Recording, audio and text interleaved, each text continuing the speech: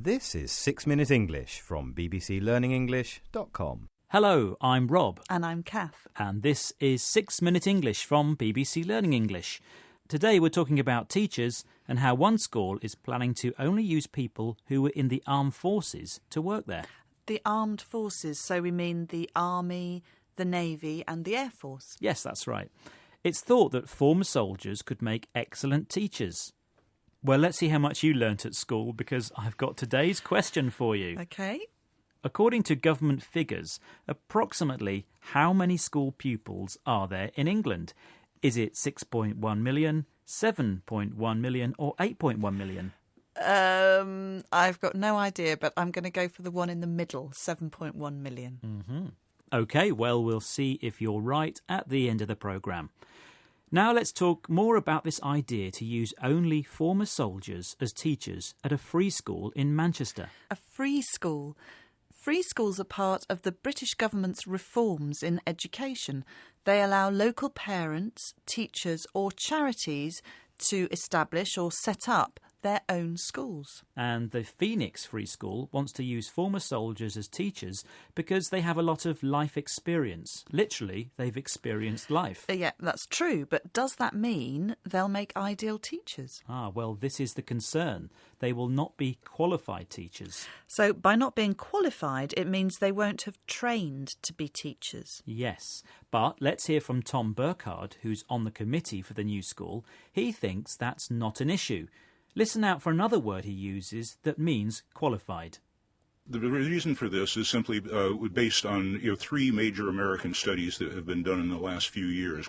They found that teachers who have little or no training perform just as well as those who are fully certified. The test results of their pupils there's no statistically significant differences. So Tom Burkhard is not concerned that these teachers are not fully certified or qualified.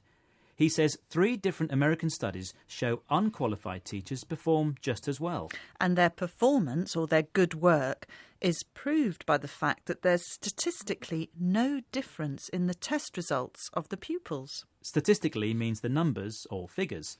The numbers or figures show there is no difference. So does this imply that maybe teachers don't need training?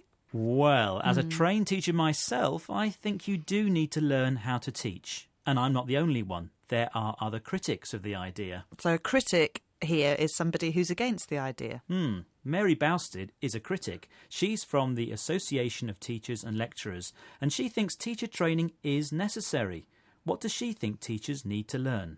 The idea that you can simply take the skills and abilities you've learnt in war or on the parade ground or through army manoeuvres, and those can be translated undigested into teaching without any further training is ridiculous. You need to learn about different approaches to teaching and learning, and you need to learn the research theories about new approaches, particularly international approaches. So Mary Bousted says the skills and abilities learnt in war can't be translated undigested into teaching. Rob, what does she mean by undigested? She's talking about transferring skills to the classroom without any thought or without adapting them for children.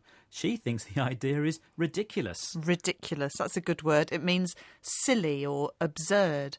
Mary Bousted thinks teachers need to learn about different approaches to teaching and learning.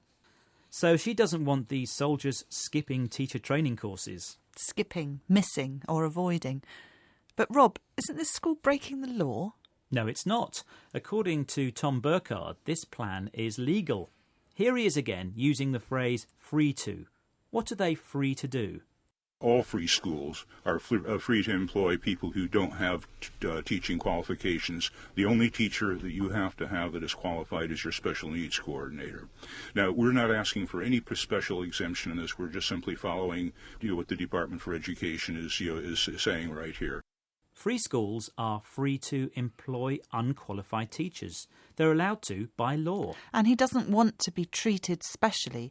That's what he means when he says we're not asking for any special exemption. It's the Department of Education that says free schools can recruit unqualified teachers. Well, it's an interesting and very controversial idea. I suppose parents don't have to send their children to this school. Yes, that's true. But I'm afraid, Kath, you have no choice in trying to answer today's question. OK.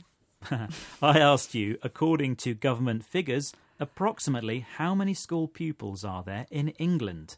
I thought 7.1 million, but I don't really know.